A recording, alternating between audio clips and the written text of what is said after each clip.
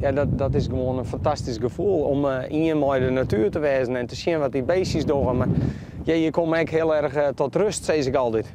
Als je oorspannen bent of oorspannen things te worden, dan mag je de uitzieking in, want daar word je hartstikke rustig van.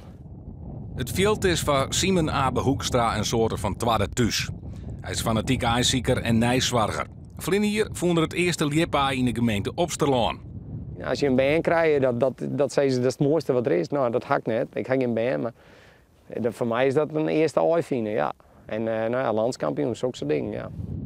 En landskampioen worden, dat kan nog altijd van Drachter Boys. Daar zegt het in de winter net naar uit. De prestaties in de eerste seizoenshelft voelen bot aan. Er is een verklaring voor, want van de kampioensploeg van Twaaielien binnen haast geen speelsters meer hoor.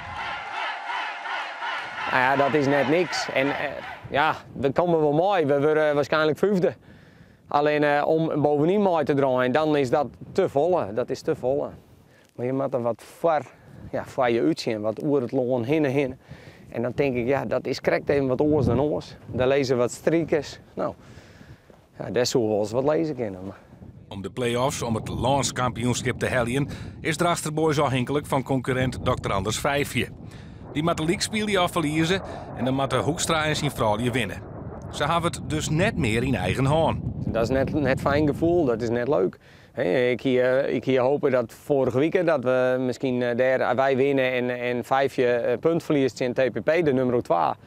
Maar helaas, dat is net gebeurd. En dan moet je hopen dat Alkmaar zijn plicht doet. En een punt afsnoept of wint of wat dan ook maar van Vijfje. Maar ja, het zeg ik al van de winterstop, we moeten nooit zelf zien. We moeten zelf winnen en als we zelf winnen, dan pas kunnen we een hoorn zien. Je moet net een hoorn zien. Mocht het dags misgaan en Drachter Boys de play-offs net helien, dan is het vrede niet een einde seizoen. Dat betekent voor Hoekstra dat er de komende tijd nog meer in het veld te vinden is.